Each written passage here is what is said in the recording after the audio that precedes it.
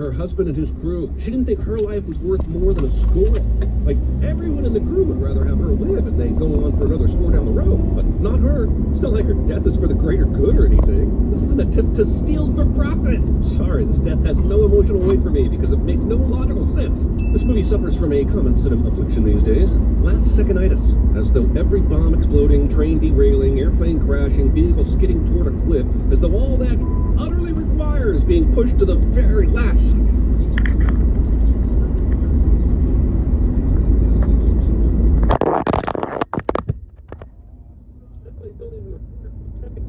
As though them pulling up the train car 200 yards sooner and us watching the rest of the cars fall to their deaths wouldn't have been as thrilling or interesting. And Han releases the payload anyway to aid their escape, making Tandy's sacrifice even less meaningful than it already was. And it started out in zero. Jesus. If you wanted Woody to suffer loss and his mate to die in a horrific way, I can think of a dozen better ways you could have written it. We were hired by Crimson Dawn. Isn't that the group that Hans Gruber wrote about in Time magazine? Which means worth the risk.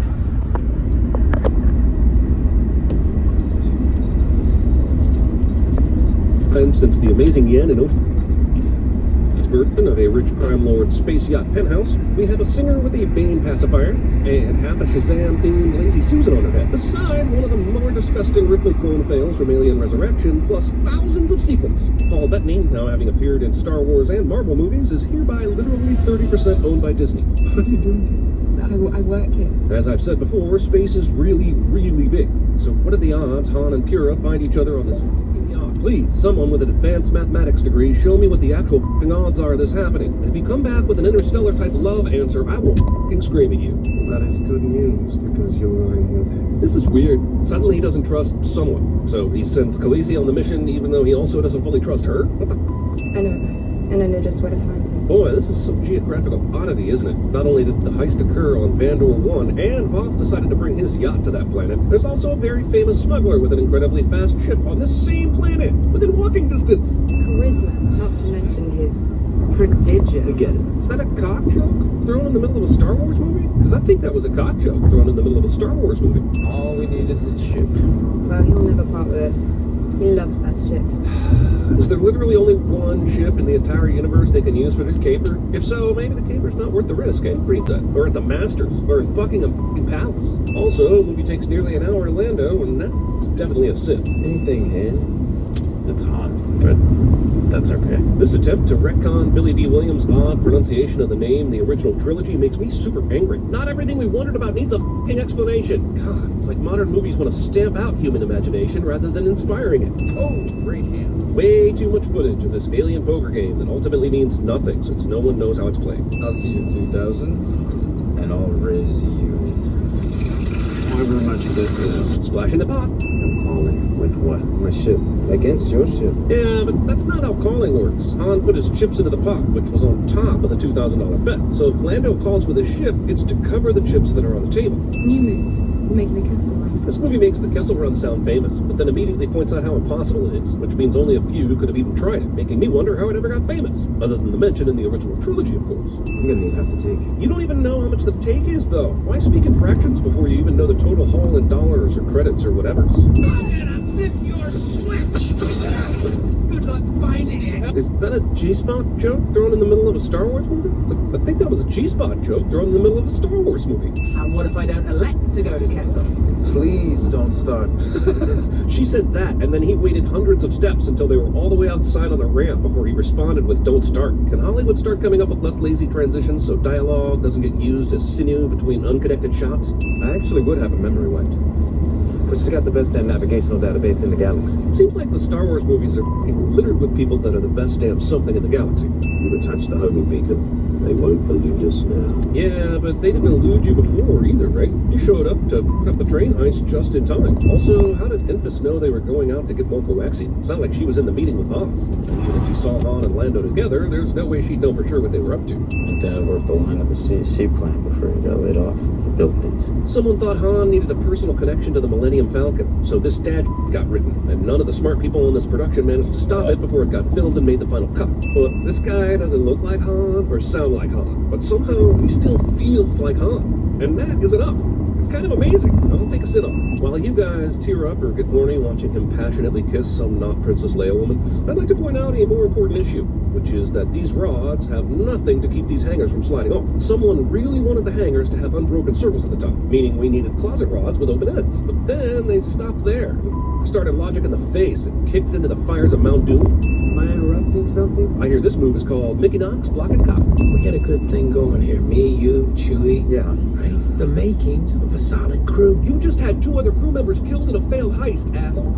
Soon everyone will betray you and you will never be disappointed. Jesus Christ, can Beckett telegraph he's gonna eventually turn on Han any harder during this trip? You need anything? Equal rights? L3's quest for droid citizenship is played for laughs here, but we won't be laughing when the robots start asking for rights here in the real world. We'll be screaming at the latest horror film directed by a robot as we scarf down popcorn made by a robot in a home theater made by robots, while a robot version of my college girlfriend jerks off my robot. Yolanda has feelings for me. Sometimes I think.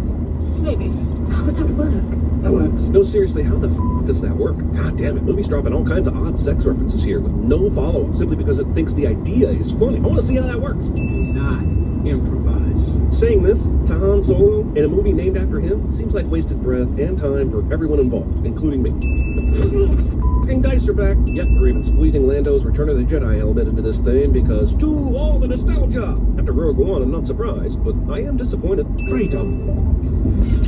Sure, the droids are taking off their restraining bolts, whatever the those are, but how would that modify their programming? They're probably grateful, but once they're off, they all turn into William Wallace?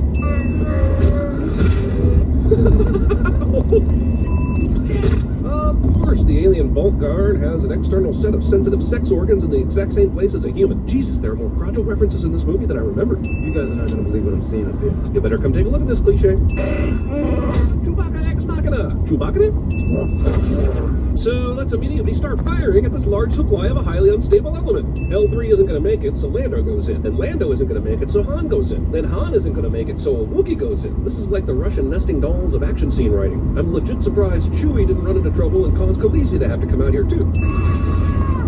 What? Where the hell have those motherfuckers been this whole time? L3! I know, he's sad, and we're supposed to be sad, but I can't help but think, dude, you f***ed a robot. That's whack. Could use a co-pilot. Now watch Chewie die inside for the next few seconds. You can't make the Kessel Run in less than 20 parsecs.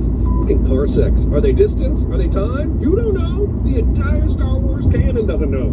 This whole trial is out of order. Attica! Attica! Into the mouse.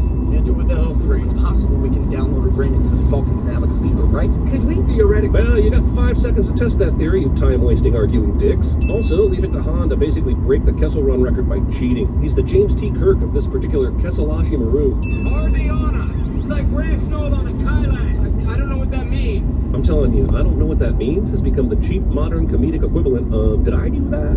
We need to divert auxiliary power to the rear deflector shield. Because we're now showing a run Han famously bragged about making in record time distance, we're robbed here as viewers of the chance to feel any tension for like more than 10 fucking minutes. The characters feel tension, but they're paid actors. I know he makes it and does so in record fashion, so all these speed bumps along the way are just red herrings. She's interfacing. She's part of the ship now.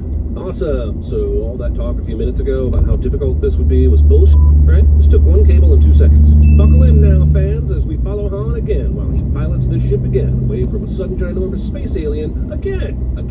This movie has 2 new ideas and everything else is just a callback, an homage, a ripoff, or an audience applause break. This goes on for some time. Help! Help! This doesn't work? What the hell? I had a raging sin boner, and now the movie subverted it by sacrifice. Oh, that's the stuff. This works. Just did the Kessel Run in 12 parsecs. Great, kid. Don't get cocky. I hate you. God damn it, this movie left no nostalgia stone unturned, and it's offensive. The fuck? There were panels ripped off the fucking Falcon when they were trying to fly it out of the gravity well, but the movie's saying Enfys Nest's aftermarket tracking thingamajig stayed on and kept working that entire time. Okay, Nest and her crew end up being the seeds of the rebellion, which is a cool twist and all. What was with all that threatening earlier in the movie? They've literally tried to kill Beckett before, and did kill Rhea, but now that Beckett has the coaxium, we're just gonna have a powwow? Really seems like they shoehorned this rebel storyline in here hard. I need a drink. Bring them inside. This bartender should be fired. It's like 3 sips of alcohol you just spilled on the table, you ass. Not this time. I'm leaving. Hang on, is he pretending to run era, like without the prophets or the coaxium? How the f would Han actually believe this? By some miracle, you make it out of here. Find me on Tatooine. What's on Tatooine? Why would Beckett even mention this? He knows Han's coming up to see Vance, and wants the outcome to be certain death. So why say anything at all, unless you're just trying to cram another nostalgic storyline reference in? I don't know, I'm crazy. Just a bit more than you. It's not like Han is just missing small signals of pending betrayal and scum and villainy. This is right in his face. I'm talking about my other associates. Can you come in and join us, please? Dum, dum, dum. I mean, who the f else was it going to be? But I'm also an entrepreneur. I mean, you of all people understand that. You're making a huge mistake. What about the situation got Beckett all take the coaxium? Even before the subterfuge, everyone was terrified.